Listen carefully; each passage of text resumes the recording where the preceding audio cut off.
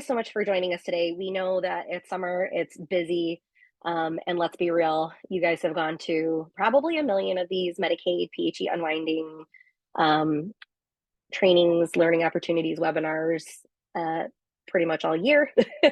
But today we wanted to make sure that we were able to take everything together, bring it into one concise um, format, and then also provide some case scenarios because we find that that's helpful when we can actually see the application in person. So um, without further ado, we're going to get started here with the Medicaid PHE unwinding. All right. So because of the COVID public health emergency, Medicaid suspended renewals for their beneficiaries. Prior to the COVID public health emergency, DHHS would do transitions and terminations pretty much any time for whatever reasons they needed to. But between March 2020 and April of 2023, any Medicaid terminations, renewals, whatever's stopped. Terminations were only taking place if an individual had moved out of state, if they requested the end of their Medicaid coverage, and or if they ended up deceased. Medicaid, DHHS wasn't moving individuals to categories with less benefits during that time, just because they really wanted to ensure that everybody had access to care during the public health emergency. Oops. Oh gosh. Sorry, guys. I have to just do something really quick. The bar popped up and then I ended up touching something now. Sorry. Okay. We're moving on. So how all of this unwinding is happening. So if you recall, prior to the public health emergency, the renewal process began. They would get their renewal packet sent to them. Many of us actually would help individuals walk through their redeterminations and their renewal periods because unless it's a passive renewal, it's not going to automatically renew. The packets that they were given, though, were those DHS 1010 renewal packets, and they were generated about a month or two prior to the renewal date. They expected the individual to fill it out and return it back with any requested proofs. And then they would go ahead through and walk through that renewal process, giving a determination, whether it's, I'm sorry, you can't have it anymore because you no longer qualify, or you get to keep it throughout the next year. That would come at the end of the renewal month for the individual. Once the pandemic came into place, though, they changed some of that. And so now that they're going back through and they're resuming their renewals, they're doing so based off the month that the individual was actually supposed to do a renewal during the public health emergency.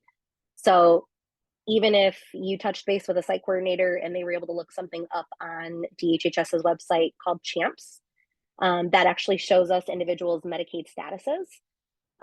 Even if we pulled those up and it said redetermination date of May 2022 or May 2020, it didn't matter. They weren't going to do it. So now we see those things on CHAMPS, but we know that the year doesn't matter. It's all based off the month. So as these are coming up, individuals are going to be receiving letters letting them know that they're going to be up for renewal in a few months.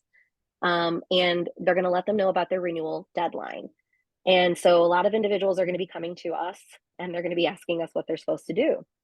So with that letter, though, they should receive it based on this timeline here on the slide. So let's utilize, for all intents and purposes, September as the individual's renewal month because that's the next coming month. That individual should have received their awareness letter that this renewal process is beginning in June. They're going to receive their renewal packet in between that timeline as well.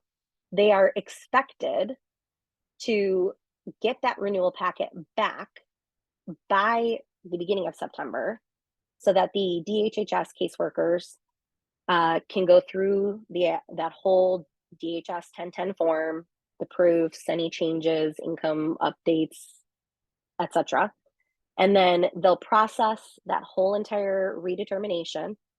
and they will give the individual a notification back in September to let them know, okay, you either still have your Medicaid and it's transitioning now to MSP or AdCare, and it's going to take place on X date, which would be technically October 1st.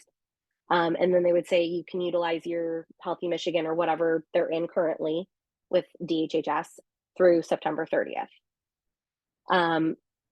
The last date of coverage for individuals, regardless of whether they're given Medicaid again or not, is going to be the last day of that month that their renewal would be. So if you want to keep a copy of this little chart, I think it actually was part of our packets that we sent you guys. But if you want to keep a copy of this chart, this will be the most beneficial as you're talking to individuals. And if you're not sure when someone's renewal month is, please, please, please, please, please do not hesitate to reach out to your site coordinator. We have, again, access to CHAMPS and are so willing to look this information up for you guys so that we can make sure everybody is on the same page and understands the whole process, and that no one feels lost, confused, or unsure of what's supposed to be taking place. But the awareness letter that gets sent does look like this. It will have that MDHHS logo at the top right, the date, and it's going to also have the individual's name at the top left there, and then it's going to tell them about their healthcare renewal. There is several ways that someone can walk through their renewal with Medicaid. The easiest and the fastest ways to do it is going to be web-based or mobile-based. But the individual can also still fill out that DHS 1010 paper form and get it back to the caseworker that way. That process usually is dropping it off at their local DHHS office, making sure that they've got their name on every piece of paper, as well as their case ID number, and that they get it stamped at the front desk, so that they can be guaranteed that it's been received on time. Like I said, though, the easiest and the fastest way is utilizing MyBridge's website, or even helping the individual navigate it through their mobile phone. The MyBridge's website was actually created to be user-friendly on a mobile phone because they understand that some of these individuals don't have easy access to computers, but they might have access to a smartphone because there's programs out there that get individuals smartphones and the service at low cost or no cost. So they are encouraging individuals to utilize the mobile version on their phone. And it allows for easier uploading of proofs because you literally can take a picture with your phone and then just pop it into the proofs area. So if you have questions on how to navigate the web-based version or mobile version, please feel free to let us know. If your site coordinator hasn't yet done anything online, don't worry. I'm happy to help as well. But we will, as a team, make sure that we can get through this, no problems. Now, if the individual chooses to do the renewal, whether they do it by paper or whether they do it online, there is going to be some documentation that's going to be needed. They're going to want to show proofs of income. They're going to want to show proofs of resources. They're still going to need to show proof of identity. And they're going to want to show proof of residency. And of course, especially if these individuals have not yet completed their transition from Medicare, or I'm sorry, from just Medicaid to Medicare and Medicaid, they're going to want to show proof of their Medicare ID card too. So that's just a few of the items that may be asked for. This visual here is a really great tool to utilize for ourselves and even with our clients as we're walking them through the process if they're just, very, very lost. I mean, it's simple enough, but not simple enough at the same time. So it can be tricky. But first and foremost, especially when it comes to individuals that are needing to transition into MSP, the first thing we need to do when we want to do that application is sit down and make sure we establish whether they have Medicare coverage or not yet. If they don't, we're going to circle back and we're going to figure out how to make that Medicare coverage happen first, because they cannot have MSP or AdCare unless they have Medicare. Now, once their Medicare coverage is intact, we're going to gather all the required documents, those proofs. We're going to gather the applications, and we're going to do the application either through paper, through phone, or through the computer on the MyBridges portal. It's going to get submitted. It's going to get reviewed by the caseworkers. They may potentially want to walk through and do an interview with the individual. That's just if there's pieces of information missing that might be of use to them, including usually like utility bills. They take some of those things into account. So if some of those are missing, they're going to want to know. And then once they've made the determination, they're going to notify the client and they're going to tell them whether they're approved or denied. If they're approved, they're going to have their coverage for a year until that renewal process starts all over again. If they get denied, they can always appeal the decision, or they can choose to make do with that decision until later on if they want to hop back through it again. But this is a really, really helpful way to look at it, especially for visual learners, because let's be real, DHHS is very convoluted sometimes when it comes to the qualifying information, and that is why we don't attempt to know the BEM and the BAM like the back of our hands. All right, so here's what we can expect at the renewal process, okay?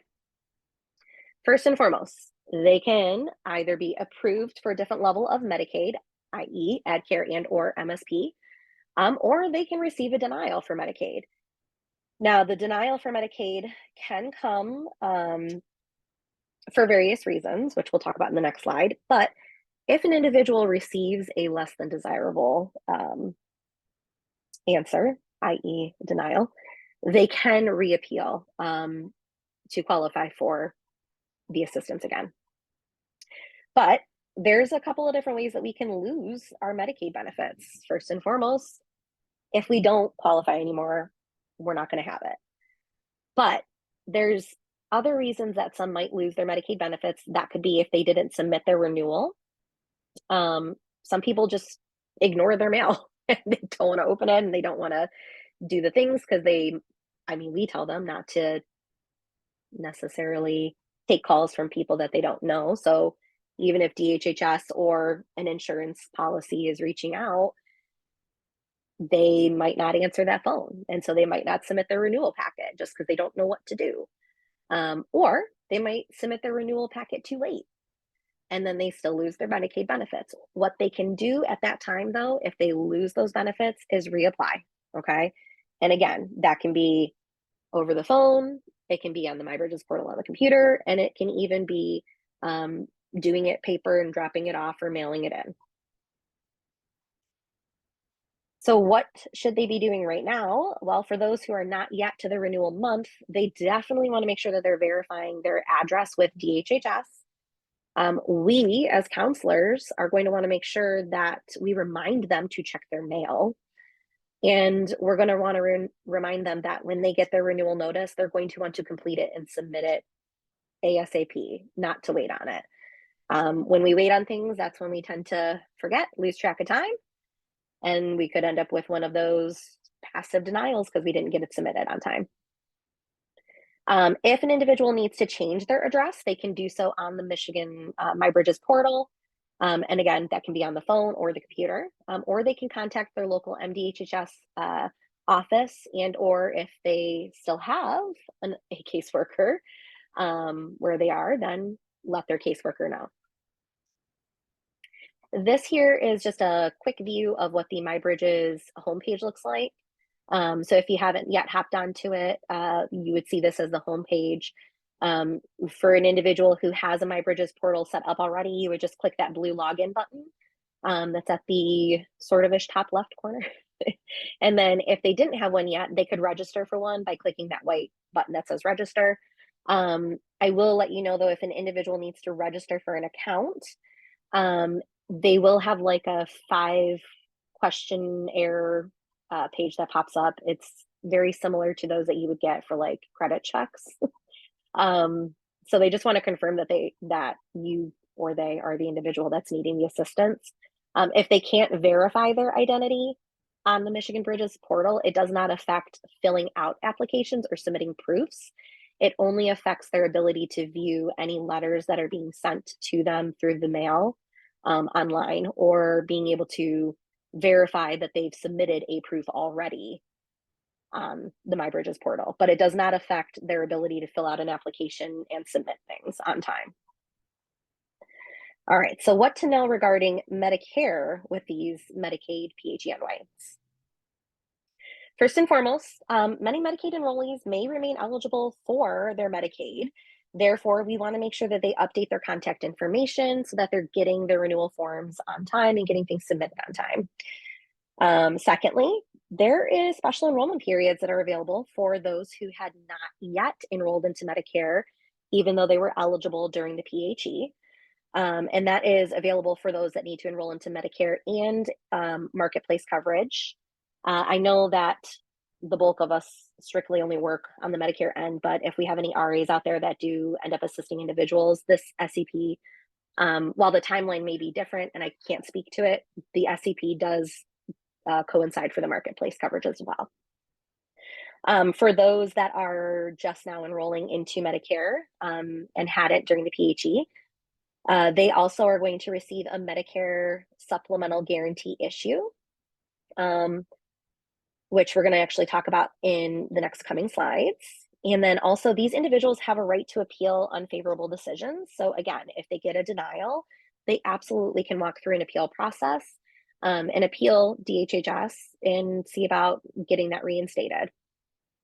The last and certainly not least point here that we want to kind of bring to everyone's attention is that Michigan and other states are also partnering with these Medicaid managed care organizations, or MCOs, and even community health centers and other partners to conduct outreach. And this outreach is specifically in Michigan, working with the managed care organizations to update enrollee contact information and facilitate continued enrollments, which means these MCOs are sending out advanced lists or getting advanced lists of members who are up for renewal.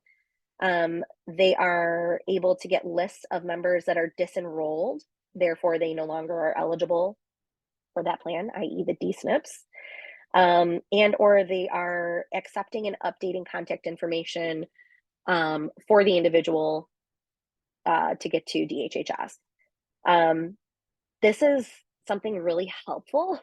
We think it's really extraordinary because it's actually allowing a wider scope of beneficiaries that we don't normally reach get serviced and met, especially in that low-income sector. So not necessarily a bad thing that they're working with these MCOs and other community health centers to get this process underway as well, but it just means we've got some added support. So don't be surprised if you interact with a client and they've said that, you know, whoever, Molina, Meridian, whatever, reached out and asked them to confirm an address.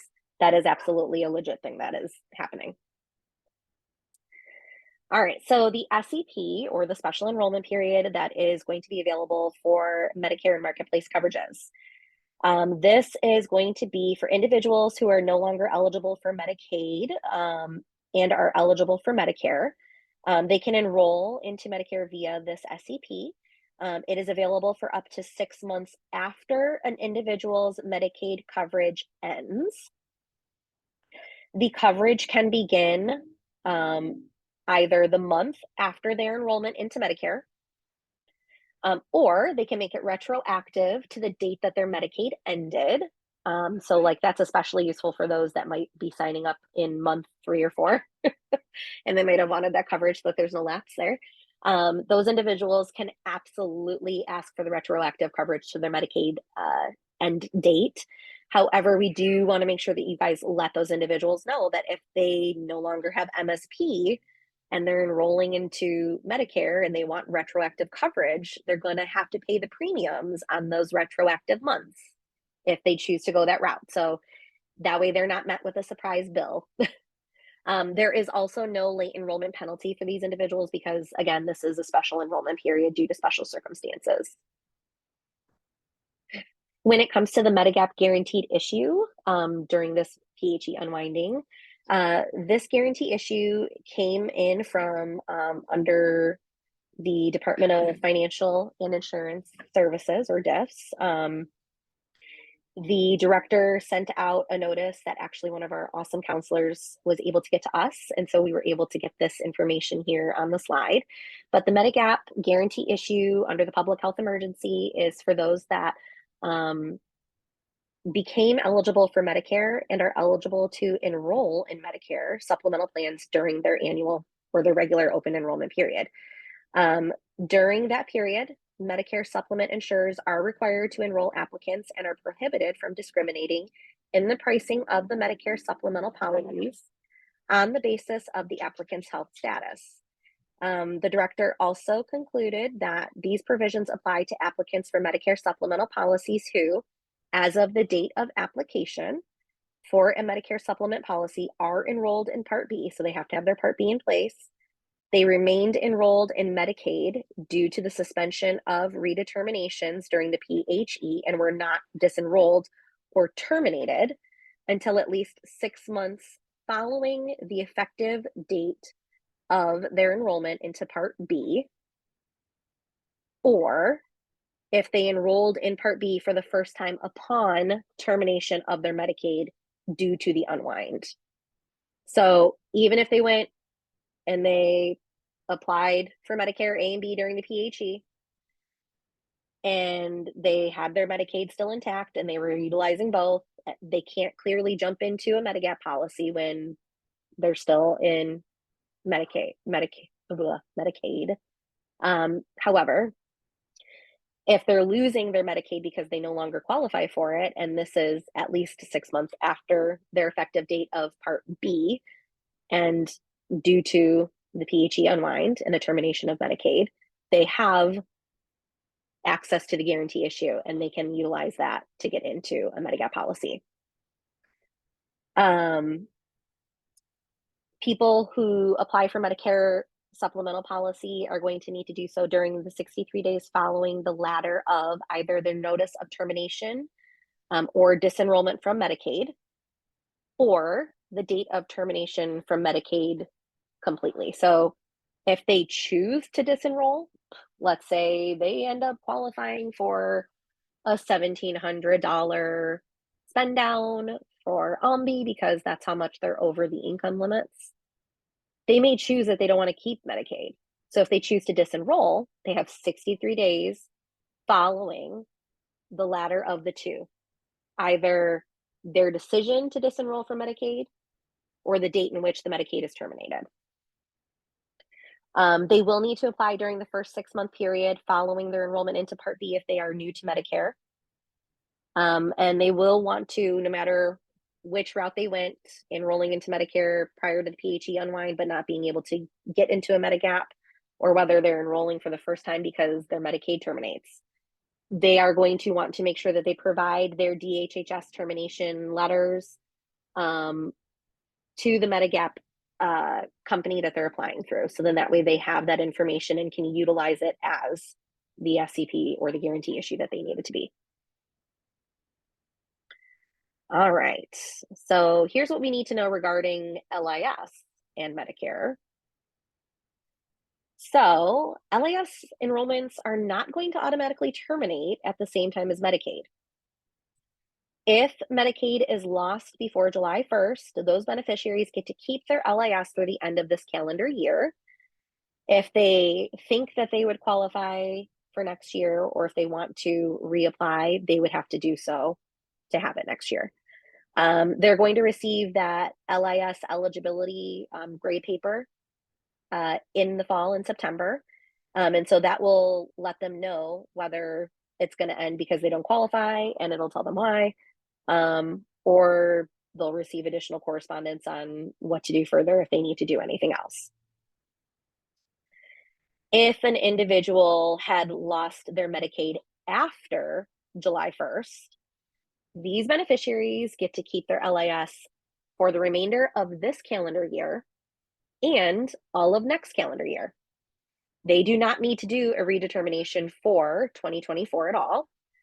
They will receive this information again in that gray paper in September that they will get to let them know, hey, you've got it through next year as well. If Medicaid is lost for procedural reasons, like not responding on time to the state's redetermination notice, and the individual subsequently reapplies for Medicaid and is then re-enrolled into Medicaid, LIS will automatically continue without interruption. Again, if it doesn't continue though, and now they've lost it after July 1st or even before July 1st, we know that they're going to get their eligibility notice in September, and then we'll go from there if they need to reapply for 2024. All right. So some people will lose their Medicaid eligibility, but they will need to change how they receive their Part D coverage. So this will give them an SEP to join a new plan. It is for 3 months after the beneficiary is notified of their termination. If they don't happen to something right away, they can utilize LINET to access their LIS benefits. But if they ultimately choose no plan, Medicare will auto-enroll them into a PDP if they have LIS. And it is going to be one that is in line with that benchmark premium. So it's going to be one of the ones that's $32.65 or less. And it may or may not be the best plan for them. So you'll want to touch base and utilize after they've used this special enrollment period. They can then try to utilize their calendar year SEPs to change plans if needed. But if they can try to do some of that counseling ahead of time and not choose a plan, then they won't have to worry about that aspect. Okay. LIS eligibility is much greater than Medicaid. If you recall, I believe Medicaid only goes up to 135 of the federal poverty level, or 130. LIS goes up much higher. So or maybe it's 150 and then it goes up to more. Either way, LIS's eligibility is much more generous than Medicaid. So Medicare Savings Program eligibility rules are going to be for that, and LIS's eligibility rules are going to be their own. So even if they're like, oh, but I really need help with my Part D, they might still qualify for that LIS. So make sure that if they're receiving anything from Social Security that's asking them to return an application or whatever, make sure that we're encouraging them to pay attention to those, read those, submit what needs to be submitted so that they don't have a loss in LIS. And if they end up losing it, they can always reapply. So how can MAP be of assistance? Okay, well, we have a lot of things we're going to be doing. As MAP counselors, we can assist with enrolling into Medicare after losing Medicaid, because not everybody had an automatic enrollment. If they weren't collecting Social Security benefits or on disability during the PHE, they weren't having automatic enrollment into Medicare. Therefore, they would need to enroll into it. So we can assist with that. We can assist with enrolling into Part D or Medicare Advantage, and even Medigaps if they want a comparison and they need all that information on their special guarantee issue. We're providing education on Medicaid status notices that are received. So if they bring their letter in and they say, can you explain this to me? We are supposed to be able to say, okay, this letter states that you have HMP through September 30th, and then as of October 1st, you either no longer qualify for assistance or you qualify for assistance at this level, and we can explain what that means. And this is, again, only for those that are the Medicare dual eligibles. I'm not expecting you to go out and counsel any other Medicaid beneficiary, I promise. Complete loss of Medicaid statuses, we should be able to explain, why somebody would lose access to their Medicaid. And again, it's going to be, are they within the income and asset brackets on our purple paper? We can show them that and tell them, well, if your income is over this, that's why you wouldn't qualify for this anymore. And because Healthy Michigans are only available typically to those under 65, then they'll understand a little bit more as to why they lost their Medicaid. We can also help change, we can't really help them change their status, but we can help them understand what a partial status of Medicaid would be. So like going from full Medicaid status to, a spend down, they're going to need to understand what the spend down means. They're going to need to understand that they have to submit deductible documentation, right? So bills that they would receive for healthcare and so forth. We can also assist with some buy-in issues that are related to the loss of Medicaid, but that's going to be more on the site coordinator end. So if you encounter that, let us know so that we can assist you guys with that one, because that's a little bit more in the background that you wouldn't need to worry about. We can also assist with enrolling into Medicare savings programs and or Medicaid spend downs due to their Medicaid loss with Healthy Michigan. We can also assist with updating addresses for Medicaid. And we can just, overall help answer their questions about Medicare and Medicaid. How do they coordinate? How am I going to enroll into A and B? And how do I get to C? And what do I do about D? And can I have all of them? Do I need all of them? Like, those are the common things that we're going to encounter as well.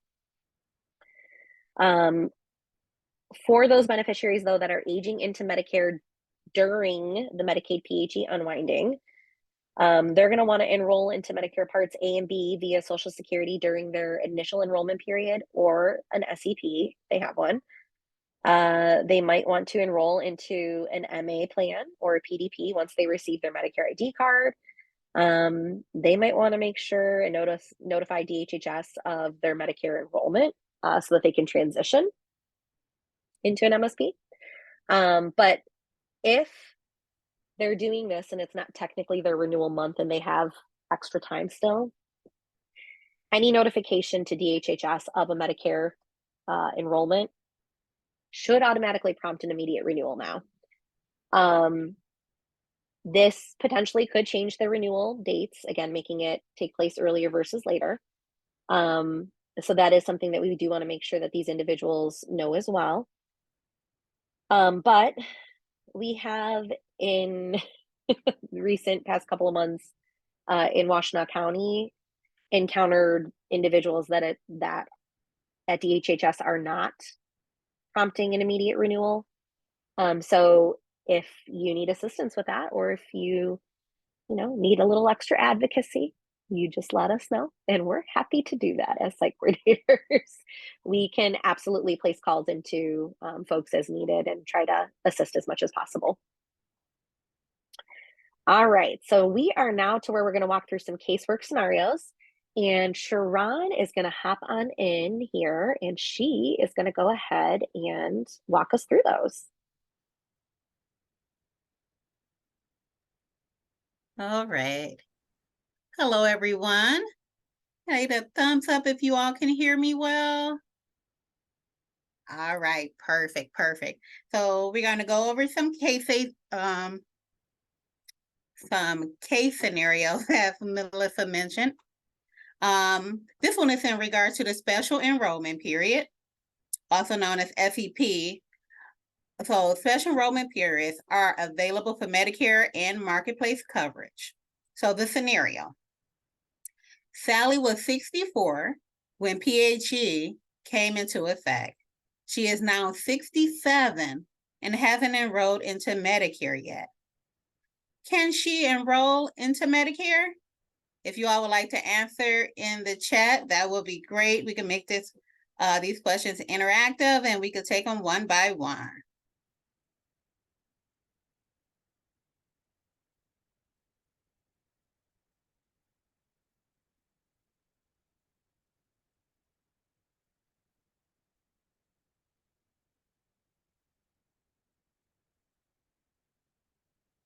All right, perfect. We do have a couple answers in the chat that says yes, and that is correct. Now, next question is, if so, what does her SEP look like?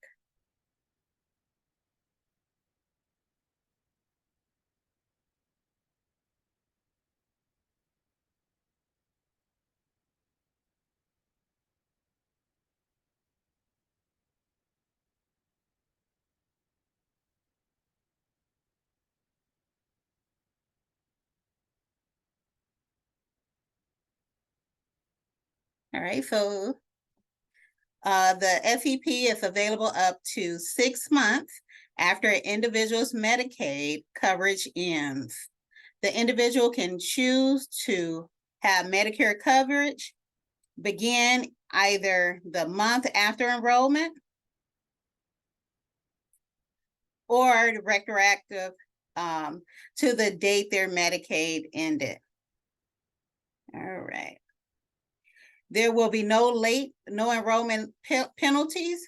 However, individuals that's not eligible for Medicare Savings Program may have to pay premiums if they choose to retroactivate coverage. So that's definitely something we want to let individuals know. Next question is, Diane was 64 when PHE came into effect. She is now 67 and has enrolled in Medicare using the PHE Unwind SEP. Can she enroll in Medigap without medical underwriting?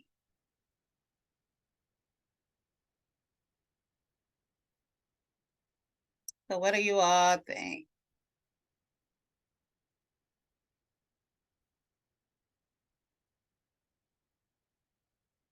Yep, and the majority of the answers are definitely correct. Yes, she can enroll under the guaranteed issue. Now, what does the guaranteed issue timeline look like for this case scenario?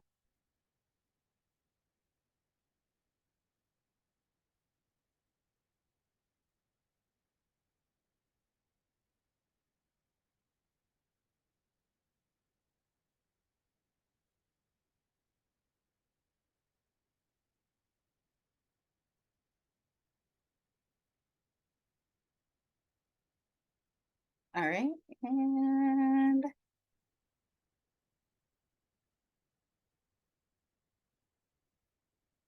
right, this is good. We do have a couple of answers in the chat. So we have she has a 6-month Medigap with the initial enrollment period.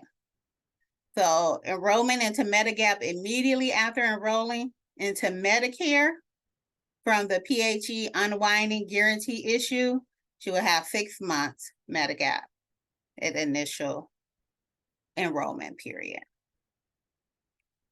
And let's see. The next question, how and does she need to prove her DHHS termination from the PHE Unwind?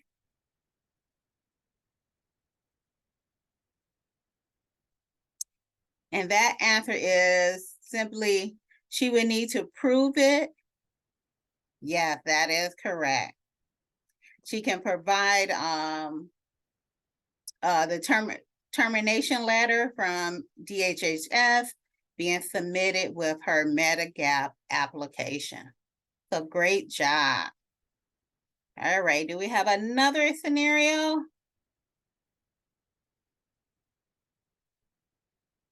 There it is.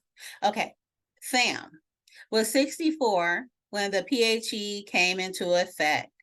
He is now 67 and he has been enrolled in Medicare for 2 years.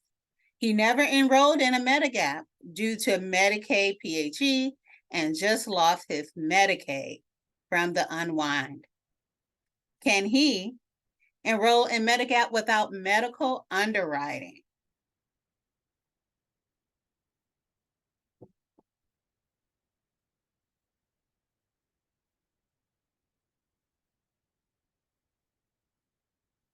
Yes, you all are correct.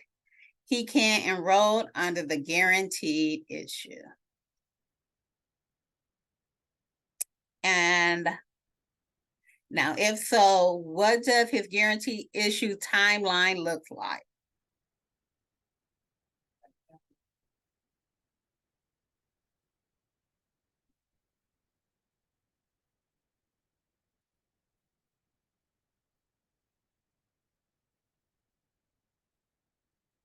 All right, so you all are correct in your answers. He has 63 days following the latter. The notice of termination or disenrollment from Medicaid or the date of termination from Medicaid. So great job. And then the question again is, does he need to prove his, how and does he need to prove his DHHS termination from the PHE unwind?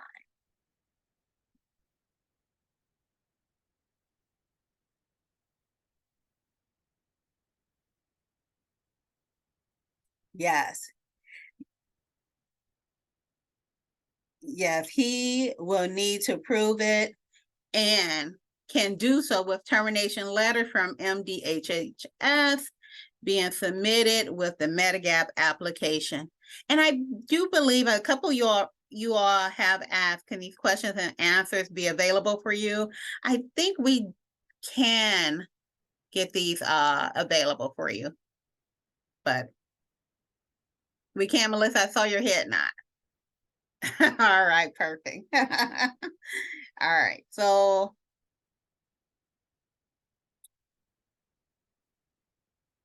all right. So going forward, one moment, I've lost you guys. Sorry. Okay, so I cover this slide. All right. So LIS enrollment does not automatically terminate at the same time as Medicaid. Now, Nolan submitted his redetermination in time, but unfortunately lost his Medicaid before July 1st. Will he lose his LIS automatically?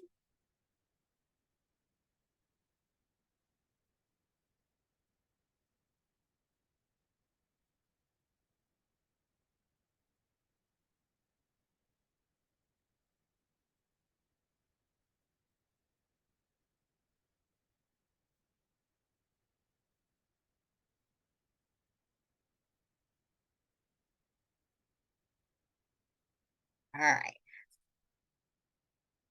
So if someone loses all Medicaid, including MSP, before July 1st, they still keep their LIS until the end of the calendar year.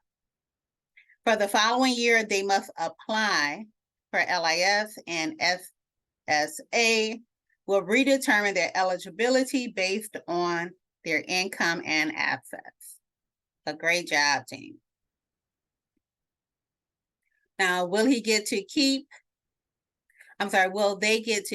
their LIS? And then if so, how long? And I think we all kind of answered that one. Yep.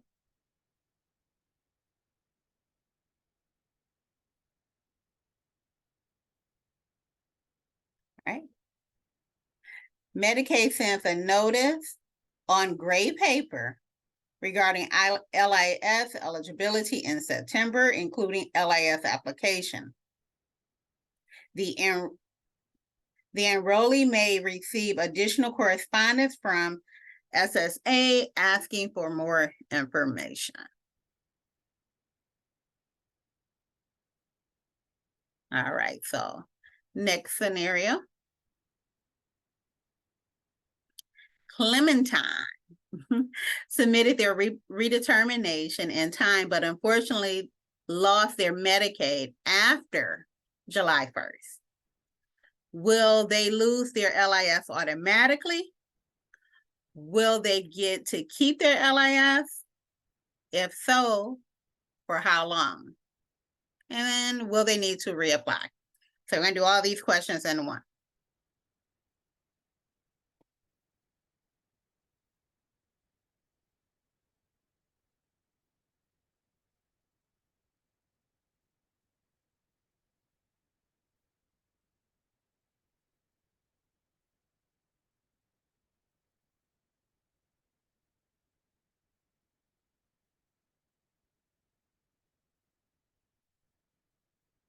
Since we asked all the questions at once, I'm gonna allow a little more time for you all to get your answers into the chat.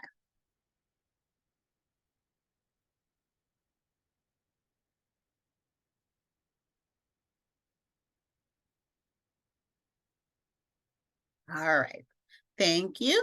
So if someone loses all Medicaid, including any MFP, after July 1st, they will keep their LIS all the way through the end of the following calendar year.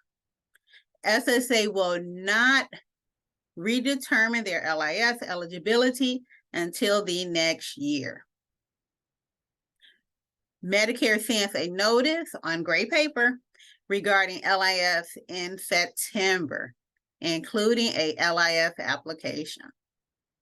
The enrollee may receive additional correspondence from SSA asking for more information.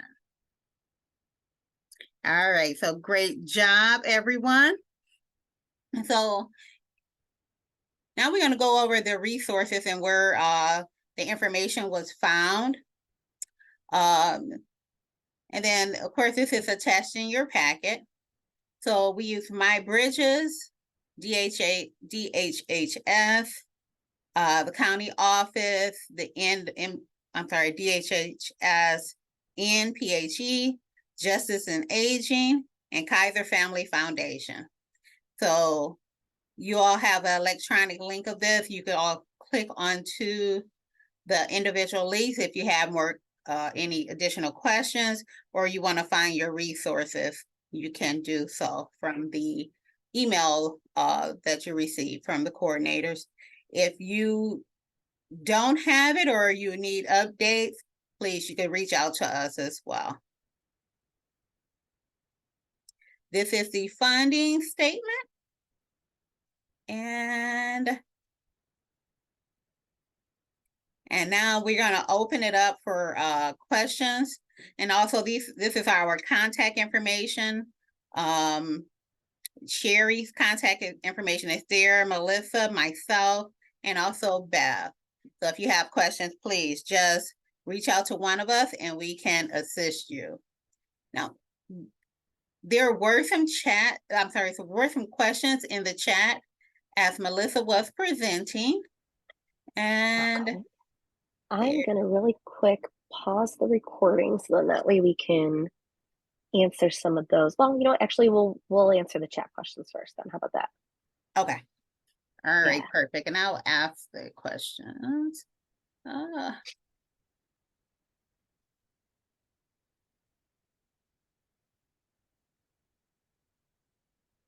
right. Bear with me. Okay, one of the questions were, I have several clients that have reached out to me questioning why they received a redetermination letter when they have not had Medicaid or MSP. I think that's it, for years. Yeah. So those letters that I was talking about that were going to come out, 2 to 3 months before the renewal packet itself, those were auto-generated. So, and they were just going out to everybody.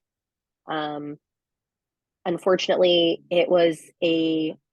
fortunately, but unfortunately, it was a massive, massive amount of individuals who stayed on Medicaid and didn't end up leaving it or being disqualified because of the public health emergency. So they are doing their very best to get through everything in a timely manner as much as possible.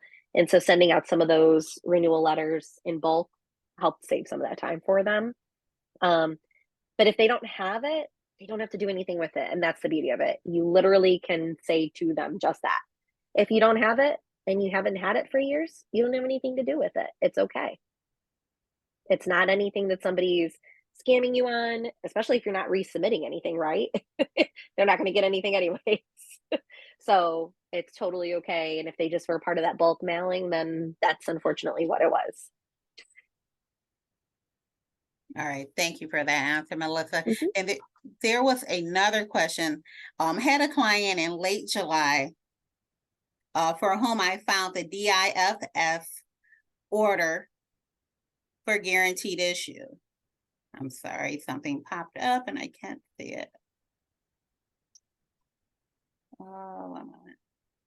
Which fits her, but she found that the insurance broker she worked with,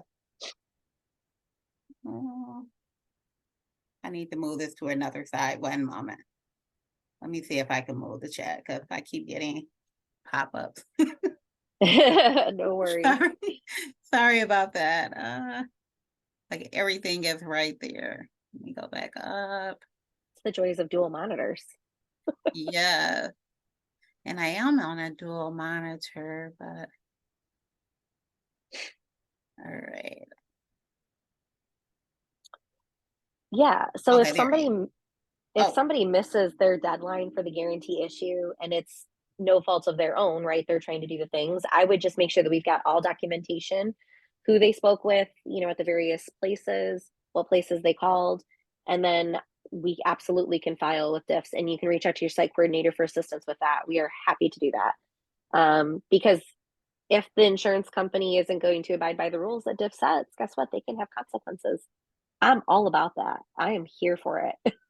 Let's get these people what they need for sure. yeah. And I'm glad you could read, you are able to read these as well. Yes.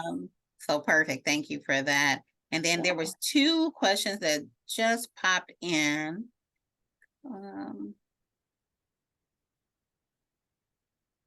All right, make sure I have the right one. Okay, thank you. Okay, perfect. Okay, so actually one. Can you please email us these slides? It is a lot. It is a lot of information to organize. I'm trying to save them, but I'm missing some, so they appear. And please send Absolutely. me the copies of the slides. All right, perfect. So yes. Absolutely. We will send those. We wanted to get through the presentation first, but we will definitely send you guys a copy of the presentation so that way you have access to those electronic links for the resources. Then you'll also have all of the case scenarios and the awesome little chart that has those dates, because let's be real, that is saved on my Google home screen. I think I've referred to it probably 18 times since January at a minimum. So absolutely. And we can also send out copies again of the packets that were available and also in the chat, just so then that way, if it's, easier to get it all in one, not a problem. I did see one up above from John. I want to make sure we address that one too. Working with a client, found her renewal month was November and that she would get letter in September and packet in October, but then she got a letter asking for basic financial info, which we sent in, and then she got a letter saying she was good to go to September 2024. Perfect. So if they sent it to them early and they got it submitted early, awesome. That is way better than submitting late and not having any. So that is totally cool.